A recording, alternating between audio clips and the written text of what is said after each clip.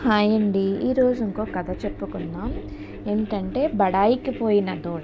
ఒక రైతు దగ్గర ఒక ఎద్దు దూడ ఉండేవంట. రైతు రోజు పెందరాళ్ళే ఎద్దు దూడల్ని పొలానికి తోలుకెళ్తూ ఉండేవాడు. దూడని మేత వేయడానికి పొలం గట్టు వెంట వదిలేసేవాడు. ఎద్దుని నాగలికి కట్టేవాడు. ఎద్దు విశ్రాంతి లేకుండా చీకటి పడే వరకు పొలం దున్నుతూనే ఉండేది. దూడ ఏమో చెట్ల నీడలో పడుకునేది. చెంగు చెంగున గంతులేస్తూ స్వేచ్ఛగా తిరిగేది.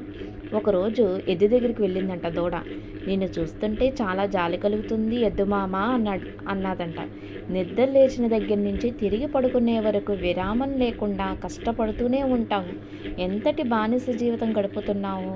నన్ను చూడు, ఎంత స్వేచ్ఛగా ఉల్లాసంగా జీవితం గడుపుతున్నానో. నీ స్థితి పట్ల నాకు చాలా బాధ కలుగుతుంది అన్నది. ఎద్దు ఆ మాటలు వినిపించుకోనట్టు తన పని తాను చేసుకుపోయింది.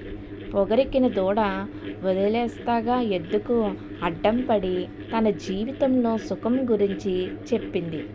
చీకటి పడే సమయానికి సుందరయ్య వచ్చి ఎద్దు కాని విప్పి గడ్డి మేయడానికి వదిలేశాడు. కొద్దిసేపటి తర్వాత దూడ మెడలో వేప మండలు కట్టి పలుపుతాడు బిగించాడు. సుందరయ్య గ్రామదేవతకు మొక్కుకున్న మొక్కు ప్రకారం ఆ సాయంత్రం దూడను బలివ్వటానికి దాన్ని లాక్కుని వెళ్ళాడు. గింజుకుంటున్న దూడ దగ్గరికి వచ్చిందంట ఎద్దు.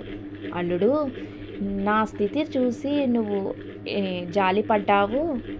ఇప్పుడు చూడు నీకు ఎలాంటి గతి పట్టిందో. యజమాని ఈ పని కోసమే నిన్నింత స్వేచ్ఛగా తిరగనిచ్చి బాగా బలి చేసేలా చేశాడు. ఇప్పుడు చెప్పు, నీ స్థితి మంచిదా నా స్థితి మంచిదా అని అడిగింది ఎద్దు.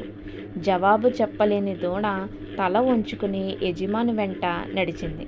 అందుకే ఏ ఒక్కరిని ఎగతాళి చేయడం, మిడిసి